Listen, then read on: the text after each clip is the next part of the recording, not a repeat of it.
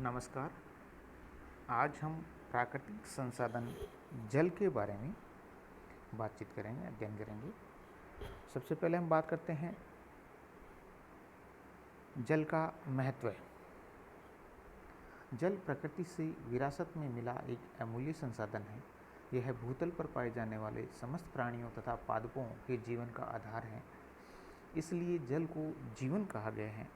विभिन्न प्राणियों के शरीर में 50 से 80% तथा पादपों में 60 से 98% तक जल का अंश पाया जाता है। जीवों में समस्त जैविक अभिक्रियाएं जल की उपस्थिति में ही होती हैं। इस प्रकार जल जीवमंडल का एक महत्वपूर्ण घटक है। इसका स्वरूप तथा आकार परिवर्तनशील होता है। यह कहीं बर्फ या हिम, कहीं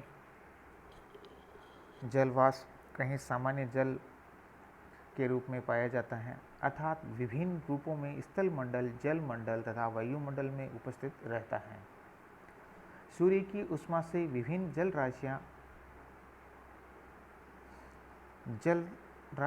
जल वाष्पीकृत होकर वायुमंडल में जाता है तथा अधिक ऊंचाई पर संघनित होकर वर्षा व संघनन के रूप में पुनः पृथ्वी पर आ जाता है।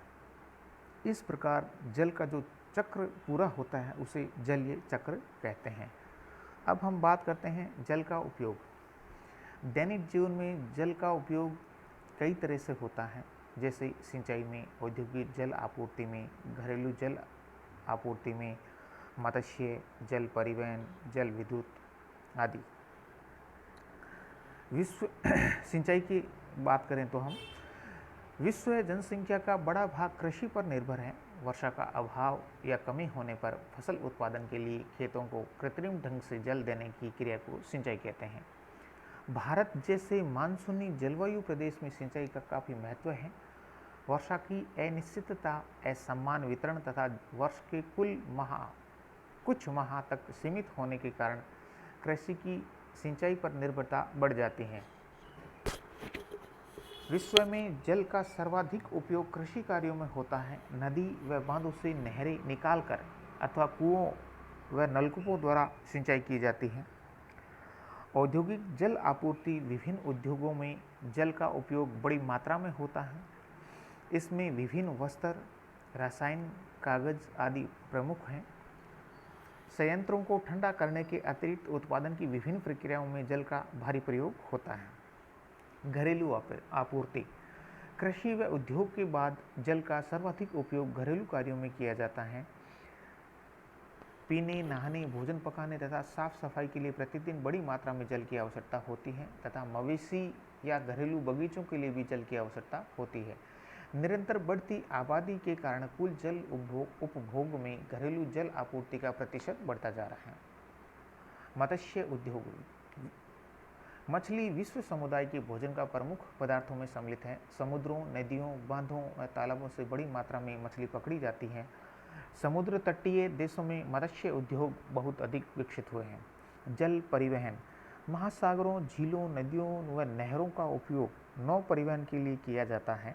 जल परिवहन स्थल मार्गों की तुलना में अधिक सस्ता होता है, अतः जल मार्गों से भारी सामान का परिवहन बड़ी मात्रा में किया जाता है। जल विद्युत। आधुनिक काल में जल विद्युत ऊर्जा का प्रमुख स्रोत है। नदियों तथा नहरों के मार्ग में जहाँ कहीं तीव्र धाराएं या जलप्रपात होते हैं, जल विद्युत उत्पादन किया जाता है। मैदानी भागों में बांध बनाकर जल विद्युत संयंत्रों की स्थापना की जाती है। महासागरीय तटों पर ज्वारीय शक्ति से ही विद्युत उत्पादन किया जाता है। अन्य इसके अलावा जल राशियों से नमक, पोटास, पर्यटन विकास, कमल व सिंघाड़े की कृषि तथा मूंगा व मोती जैसे बहुमूल्य रत्न भी प्राप्त किए जाते हैं। सामरिक दृष्टि से भी जल राशि का बड़ा महत्व होता है। जल हमें कई तरह से विभिन्न स्रोतों से प्राप्त होता है, जैसे स्थलीय जल संसाधन और महासागरीय जल संसाधन। महासागरीय में महासागर, समुद्र, खाड़ी ये सब शामिल हैं। स्थलीय जल संसाधन के दो भाग होते हैं, सतही जल संसाधन और भूमिगत जल संसाधन। सतही जल संसाधन वह होता है जैसे वर्षा जल है, नदी है, झील है, तालाब है, हिमनद है, झरना आदि। जबकि भूमिगत जल जो होता है वो हमें कुआं, बावड़ी, नलकूप, सोता आदि से प्राप्त होते हैं। अब हम बात करते हैं सतही व भूजल का अतिदोहन। उपलब्ध सीमित जल संसाधनों की तुलना में इनका अत्यधिक दोहन विश्व में जल संकट का प्रमुख कारण है। सतही अथवा भूमिगत जल संसाधनों के अंधाधुंध दोहन के कारण आज अनेक देशों में जल संकट उपस्थित हो गया है। जल संकट का अभिप्राय जीवों के अस्तित्व पर संकट से है। यह तथ्य सभी को जानना जरूरी है कि जल असीमित नहीं है।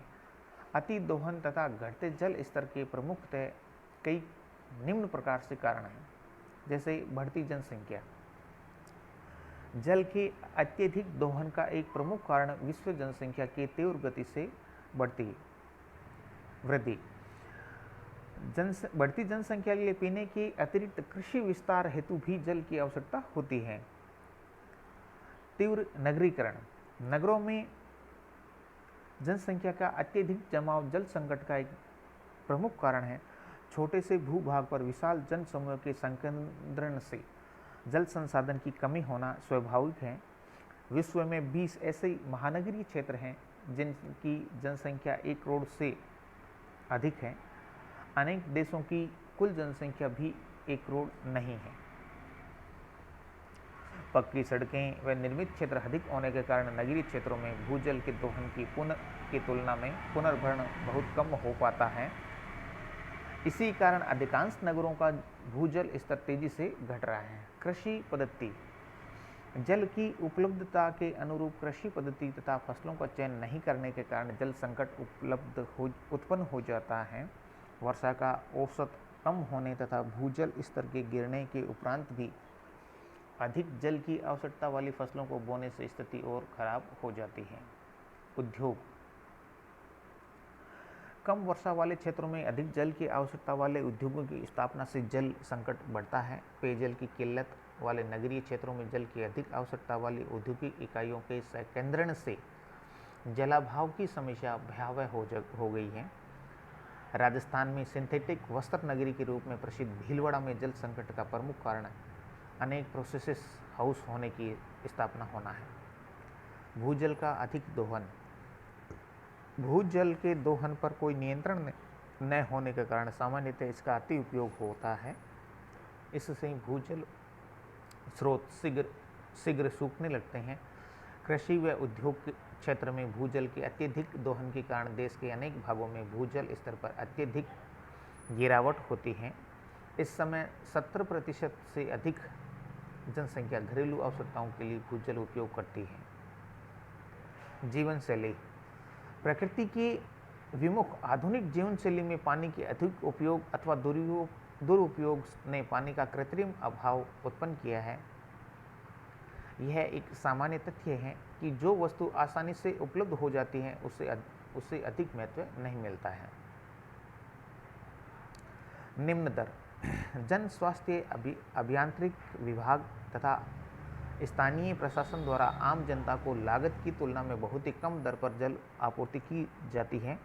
बिल कम आने या राशि स्थिर होने के कारण उपभोक्ता जल के अपव्यय की ओर ध्यान नहीं देता है तथा इससे जल का दुरुपयोग अधिक होता है। इसके अलावा घरों में जल का आवश्यकता से अधिक संग्रहण भी सार्वजनिक जल आपूर्ति को प्रभावित करता है।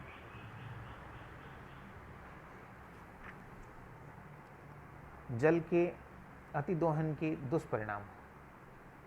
भूजल की गुणवत्ता में ह्रास होना। भूजल स्तर तेजी से नीचे गिरने तथा वर्षा जल द्वारा पर्याप्त पुनर्भरण नहीं होने से भूजल में लवण, फ्लोराइड, नाइट्रोजन, नाइट्रेट आदि पदार्थ बढ़ते चले जाते हैं।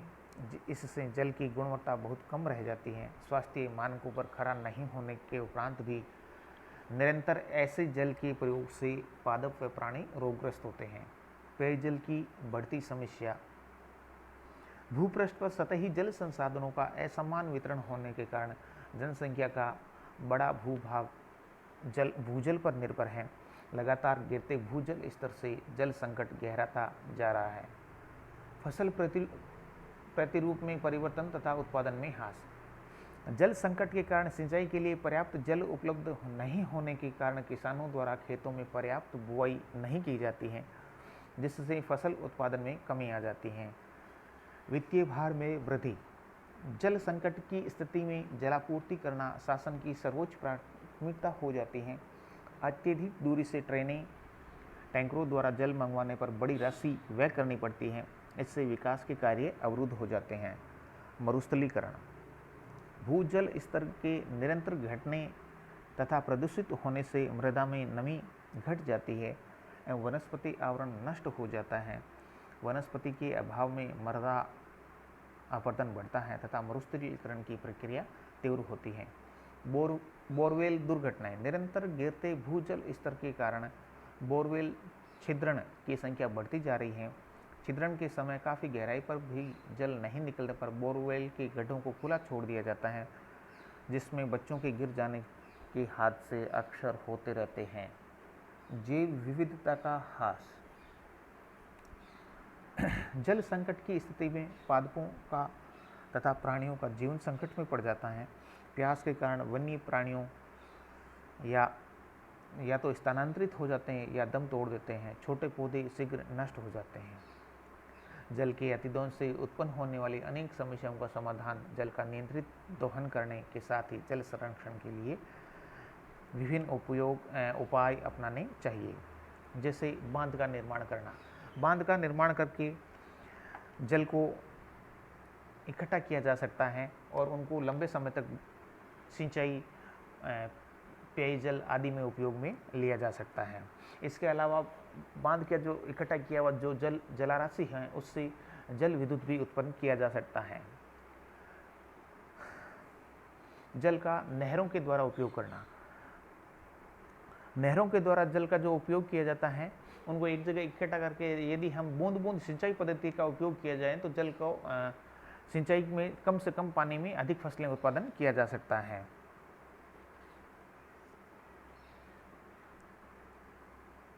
सूखा प्रभावित क्षेत्रों में नहरों के द्वारा पानी को पहुंचाकर उस स्थान या जगह के लिए सूखे की समस्या को जल से समाप्त किया जा सकता है।